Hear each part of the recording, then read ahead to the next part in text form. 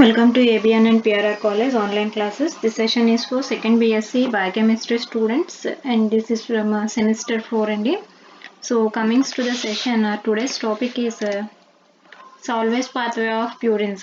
So already previous class లో మనము biosynthesis and de novo of purine చూసామండి. So ఇది 5th యూనిట్ నుంచి so 5th unit sorry 4th unit నుంచి so 4th unit start చేసాము.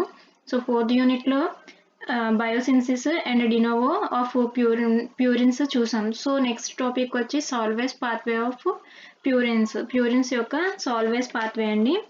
So comings to that, so సాల్వేస్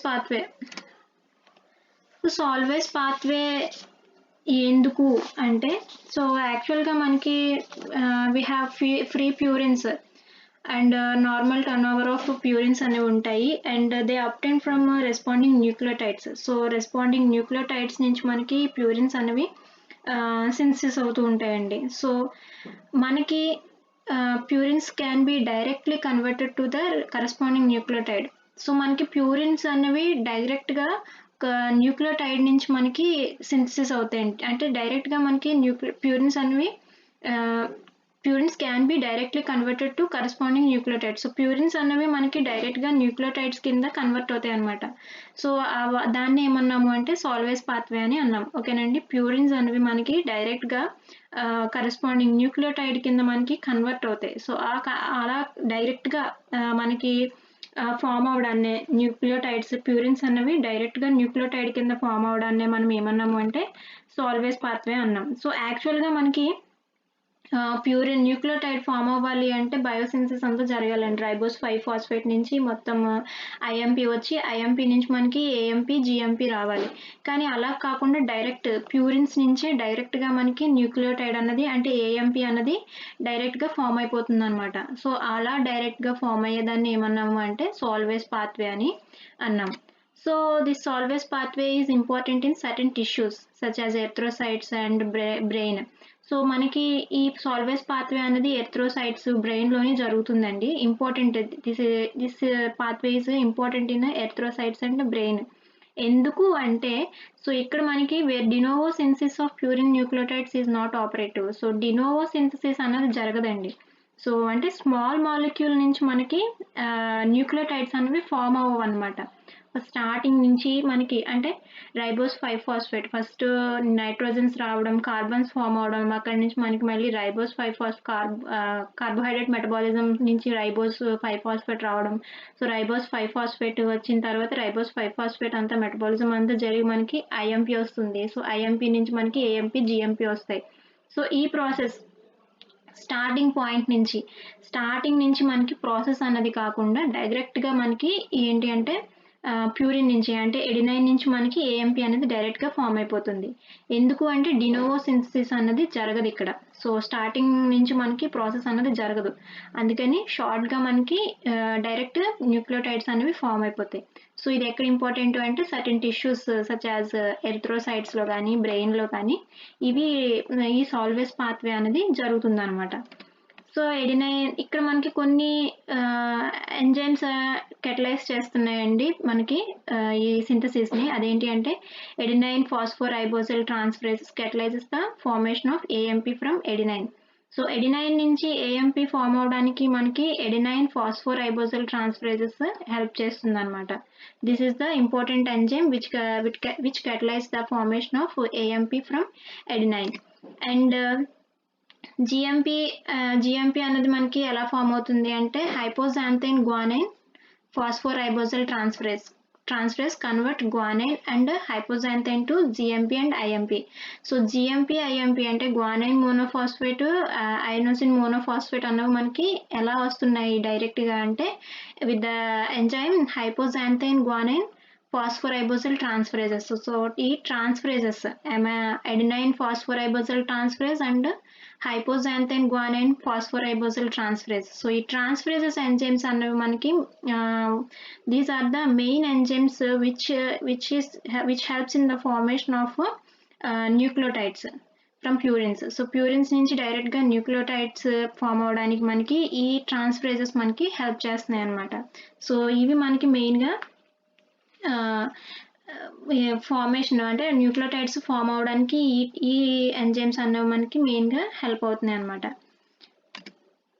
and defect of enzyme HGPRT అంటే hypoxanthine guanine ఫాస్ఫోరైబోజల్ transferase. So ఈ ఫాస్ఫోరైబోజల్ transferase అనే enzyme defect వస్తే కనుక, అంటే తక్కువ అయితే కనుక మనకి వచ్చే డిసీజ్ ఏంటి అంటే లీష్-నైమ్ సిండ్రోమ్ అండి. సో లీష్-నైమ్ సిండ్రోమ్ అనేది వస్తుందన్నమాట. సో ఈ ఈ ఎంజైమ్ అనేది లేకుంటే మనకి ఏమవుతుంది, సో ఈ ట్రాన్స్ఫరేజెస్ అనేవి లేకపోతే మనకి ప్యూరిన్ నుంచి డైరెక్ట్గా న్యూక్లియోటైడ్స్ అనేవి ఫామ్ అవ్వవు. సో డైరెక్ట్గా ఫామ్ అవ్వవు కాబట్టి మనకి ఒక డిఫెక్ట్ అనేది వస్తుందన్నమాట. సో మనకి ఇక్కడ డినోవో సిన్సిస్ అనేది బ్రెయిన్లో ఎరిథ్రోసైట్స్లో మనకి డినోవో సిన్సిస్ జరగదు. అలాగే మనకి సాల్వేజ్ పాత్వే ఈ ట్రాన్స్ఫరేజెస్ అనేవి లేకపోతే సాల్వేజ్ పాత్వే కూడా జరగదు. సో అలా జరగకపోతే మనకి ఈ డిసీజ్ అనేది వస్తుంది, లీష్-నైమ్ సిండ్రోమ్ అనే డిసీజ్ మనకి వస్తుందన్నమాట. So this is the pathway అండి. సో మనకి పాత్వే ఎలా ఫామ్ అవుతుంది, డైరెక్ట్ ప్యూరిన్స్ నుంచి న్యూక్లియోటైడ్స్ అనేవి మనకి ఎలా ఫామ్ అవుతాయి అంటే చూద్దాము. So this is adenine. So adenine structure అండి ఇది. సో ఎడినైన్ స్ట్రక్చర్, ఎడినైన్ మీద adenine phosphoribosyl transferases. So transferases act చేసినప్పుడు మనకి PRPP phosphoribosyl pyrophosphate, so which donates is the donor of ribose five phosphate అండి. సో ఇక్కడ మనకి పిఆర్పిపి అనేది ఏంటి అంటే which is the donor of ribosyl five phosphate. So ribose five phosphate మనకి ఉంటేనే న్యూక్లియోటైడ్ ఫామ్ అవుతుంది. So you know that ribose five phosphate అంటే ఒక షుగర్ ప్లస్ బేస్కి షుగర్ లేకుంటే అది న్యూక్లియోటైడ్ అవ్వదు అనమాట. సో ప్యూరిన్ కింద ఉండిపోతుంది. సో మనకి ఇక్కడ ఫాస్ఫోరైబోజల్ పైరోఫాస్ఫేట్ అన్నది ఏం చేస్తుంది అంటే రైబోస్ 5-ఫాస్ఫేట్ని డొనేట్ చేస్తుంది. సో అందులో ఉన్న పీపీఐ అనేది బయటకు వెళ్ళిపోతుంది. సో పీపీఐ అనేది బయటకు వెళ్ళిపోయిన తర్వాత మనకి పిఆర్పిపిలో ఉన్న రైబోస్ 5-ఫాస్ఫేట్ వచ్చి ఎడినైన్కి అటాచ్ అవుతుంది. So this is ribose five phosphate. So ribose five phosphate వచ్చి మనకి ప్యూరిన్కి అటాచ్ అయింది. సో దిస్ ఈజ్ ప్యూరిన్ కదండి, ఎడినైన్ స్ట్రక్చర్ ఇది. సో ఎడినైన్కి అటాచ్ అయింది. సో అటాచ్ అయిన తర్వాత సో ఏమైంది, adenine monophosphate. So adenine structure ఒక phosphate, single phosphate. So adenine monophosphate nucleotide అనేది ఫామ్ అయింది అనమాట. సో అలాగే guanine. So this is the structure of guanine. So guanine structure ఇక్కడ హైపోజాంథైన్ guanine phosphoribosyl transferases. So transferases act చేస్తున్నాయి with in the presence of transferases. PRPP so phosphoribosyl pyrophosphate మనకి ఒక phosphate ribose 5-ఫాస్ఫేట్ని donate చేసింది. దేనికి, గ్వానైన్కి donate చేసింది. So గ్వానైన్కి డొనేట్ చేసినప్పుడు మనకి ఇక్కడ రైబోస్ 5-ఫాస్ఫేట్ వచ్చి అటాచ్ అయింది. సో రైబోస్ 5-ఫాస్ఫేట్ వచ్చి అటాచ్ అవ్వడం, షుగర్ గ్రూప్ వచ్చి అటాచ్ అయిన షుగర్ గ్రూప్ ప్లస్ ఫాస్ఫేట్ రెండు వచ్చి అటాచ్ అవ్వడం వల్ల మనకి ఏం ఫామ్ అయింది, న్యూక్లియోటైడ్ అనేది ఫామ్ అయింది అనమాట, జిఎంపి గ్వానైన్ మోనోఫాస్ఫేట్. సో ఎడినైన్కి పిఆర్పిపి అన్నది ఏం చేసిందండి, రైబోస్ 5-ఫాస్ఫేట్ని డొనేట్ చేసింది. అలాగే గ్వానైన్కి కూడా పిఆర్పిపి అన్నది రైబోస్ 5-ఫాస్ఫేట్ని డొనేట్ చేసింది.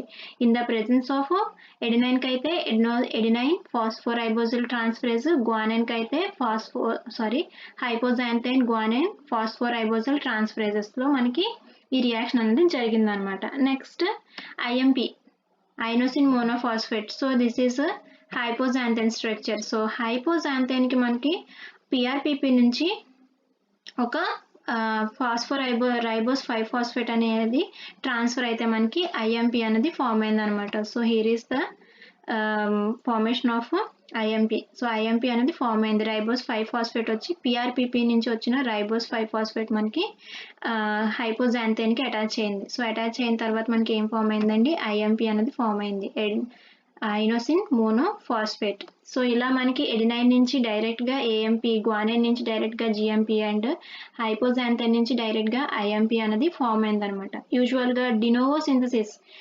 సింథసిస్లో అయితే మనకి ఎలా ఫామ్ అవుతుందండి, రైబోస్ 5-ఫాస్ఫేట్ నుంచి స్టార్ట్ చేసుకుని ఐఎంపి సింథసిస్ అవుతుంది. ఐఎంపి నుంచి మనకి ఏఎంపి అండ్ జిఎంపి అన్నది రావడం జరుగుతుంది. సో అలా కాకుండా మనకి ఇక్కడ డైరెక్ట్గా ఎడినైన్ నుంచి ప్యూరిన్ నుంచి డైరెక్ట్గా న్యూక్లియోటైడ్ అన్నది ఫామ్ అయిందనమాట. So this is the salvage pathway of purines. Next వచ్చి రెగ్యులేషన్ అండి, regulation of purine nucleotide biosynthesis. So purine nucleotide biosynthesis యొక్క రెగ్యులేషన్. సో రెగ్యులేషన్ అనేది అలా జరుగుతుంది. So purine nucleotide synthesis is well coordinated to meet the cellular demands. So purine nucleotides synthesis అనేవి మనకి ఎలా so cellular డిమాండ్ని meet అవ్వడానికి ఒక కోఆర్డినేట్గా అంటే ఒక పద్ధతిలో మనకి జరుగుతుందండి సింథసిస్ అన్నది. ఓకేనా?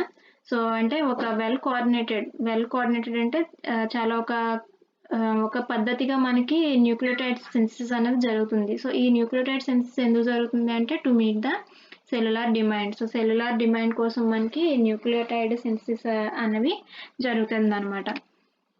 సో యాక్చువల్గా మనకి న్యూక్లియోటైడ్ సింథసిస్ జరగడానికి there are some of the feedback mechanisms. కొన్ని ఫీడ్బ్యాక్ మెకానిజమ్స్ ఉన్నాయండి రెగ్యులేషన్ మనకి ఇక్కడ ప్యూరిన్స్ని రెగ్యులేట్ చేయడానికి ఒక ఫీడ్బ్యాక్ మెకానిజం ఉందన్నమాట. సో మనకి మెయిన్ ఎంజైమ్ వచ్చి పిఆర్పిపి. సో పిఆర్పిపి కదండి main enzyme which is the donor of ribose five phosphate. So ribose 5-ఫాస్ఫేట్ని డొనేట్ చేస్తుంది కాబట్టి తను మనకు మెయిన్గా వచ్చి PRPP. So PRPP glutamyl amido transferase is control by a feedback mechanism by purine nucleotides. So purine nucleotides అనేవి ఈ పిఆర్పిపి ట్రాన్స్ఫరేజెస్ని కంట్రోల్ చేస్తాయి అన్నమాట బై ద ఫీడ్బ్యాక్ మెకానిజం ద్వారా ఈ న్యూక్లియోటైడ్స్ అనేవి ఈ పిఆర్పిపి గ్లూటమైల్ అమైడో ట్రాన్స్ఫరేజ్ని కంట్రోల్ చేస్తాయి. సో ఎందుకు ఎలా అంటే if AMP and GMP are available in adequate amount to meet the cellular requirements their synthesis is turn off at the amido transferase reaction. So మనకి PRPP అనేది దేనికి use అవుతుందండి? మనకి రైబోస్ 5-ఫాస్ఫేట్ నుంచి ఏఎంపి జిఎంపి అనేది synthesis అవ్వడానికి PRPP enzyme అనేది చాలా ఇంపార్టెంట్గా యూజ్ అవుతుంది. సో ఆల్రెడీ మనకి బాడీలో ఏఎంపి జిఎంపి అన్నవి సరిపడేంత అమౌంట్ ఉన్నాయి. సో ఇంకా ఎక్కువ అయిపోతాయి సింథసిస్ అవుతే మనకి బాడీలో సెల్యులార్లో మనకి ఇంకా ఎక్కువ అయిపోతాయి అన్నమాట. సో అలా ఇంకా ఎక్కువ అయిపోకుండా సో ఆల్రెడీ సెల్కి ఎంత అయితే ఏఎంపి జిఎంపి కావాలో అవి సింథసిస్ అయిపోయినాయి. సో ఇంకా ఎక్కువ అమౌంట్ ఓవర్గా ఎక్కువ అయిపోకుండా మనకి ఏమవుతుంది అంటే ఈ పిఆర్పిపి అనే ఎంజైమ్ని ట్రాన్స్ఫరేజెస్ని స్టాప్ చేస్తాయి అనమాట ఎంజైమ్స్. సో ఈ ఎంజైమ్ని టర్న్ ఆఫ్ చేస్తాయి అనమాట. So the synthesis is turned of at the amino transferase reaction. So amino transferase reaction దగ్గర సింథసిస్ అనేది ఆగిపోతుంది. సో ఆగిపోవడం వల్ల మనకి ఏఎంపి జిఎంపి అనేవి ఎంత అమౌంట్లో కావాలో అంత అమౌంట్లో మాత్రమే మనకి సింథసిస్ అవుతాయి అన్నమాట. సో ఎక్కువ అమౌంట్ ఆఫ్ ఏఎంపి జిఎంపి అనేవి మనకి సింథసిస్ అవ్వకుండా ఎక్కడ స్టాప్ చేస్తాము అంటే అమైనో ట్రాన్స్ఫరేజ్ రియాక్షన్ దగ్గర మనం స్టాప్ చేస్తాం అన్నమాట. నెక్స్ట్ అదే కాకుండా ఇంకొక స్టేజ్ కూడా ఉంది అండి. The another stage of regulation is conversion of IMP to AMP and GMP. So ఇంకొక స్టేజ్ ఏంటి అంటే ఐఎంపి నుంచి ఏఎంపి అండ్ జిఎంపి. అంటే ఫస్ట్ పిఆర్పిపి అనేది స్టార్టింగ్ పొజిషన్లో ఆపుతాము. అలా కాకుండా మనము మళ్ళీ ఎక్కడి నుంచి ఏఎంపి జిఎంపి వస్తుంది? ఐఎంపి నుంచి కదా మనకి ఏఎంపి జిఎంపి అనేది వస్తుంది. సో ఐఎంపి దగ్గర మనము రెగ్యులేషన్ అనేది ఇంకొక స్టేజ్ ఉంటుందండి. సో ఇది ఎలా ఇన్హిబిట్ అవుతుంది అంటే AMP inhibit adenine succinate synthetase. So AMP అన్నది మనకి ఎడినైన్ సక్సినేట్ సింథటేస్ అనే ఎంజైమ్ని ఎడినైన్ సక్సినేట్ సింథటేస్ని ఇన్హిబిట్ చేయడం ద్వారా మనకి ఏఎంపి అనేది స్టాప్ అవుతుంది. అలాగే while GMP inhibits IMP dehydrogenase. So GMP అనేది మనకి ఐఎంపి డిహైడ్రోజినేస్ని ఇన్హిబిట్ చేస్తుంది అనమాట. So this is another regulation. And thus GMP and AMP controlled by respect to synthesis from IMP by feedback mechanism. So అలాగా certain ఎంజైమ్స్ని ఇవి control చేయడం ద్వారా మనకి ఐఎంపి నుంచి ఏఎంపి జిఎంపి అనేది కంట్రోల్ అవుతాయి అన్నమాట. ఓకేనండి. ఫస్ట్ వచ్చి స్టార్టింగ్లోనే కంట్రోల్ చేస్తున్నాము. సో స్టార్టింగ్లో కాకుండా మళ్ళీ ఇంకొక ఫీడ్బ్యాక్ మెకానిజం ఎక్కడ జరుగుతుంది అంటే ఐఎంపికి వచ్చిన దగ్గర జరుగుతుందన్నమాట. సో మీకు ఇది అర్థం కావాలి అంటే ముందు మీరు బయోసింథసిస్ చూడాలి.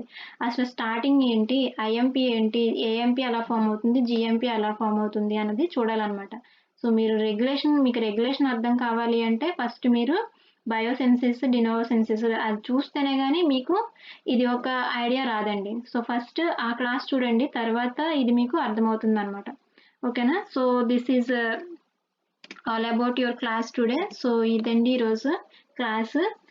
Regulation of purines and salvage pathway and regulation రెండు కూడా. So this is all about your class today. Thank you.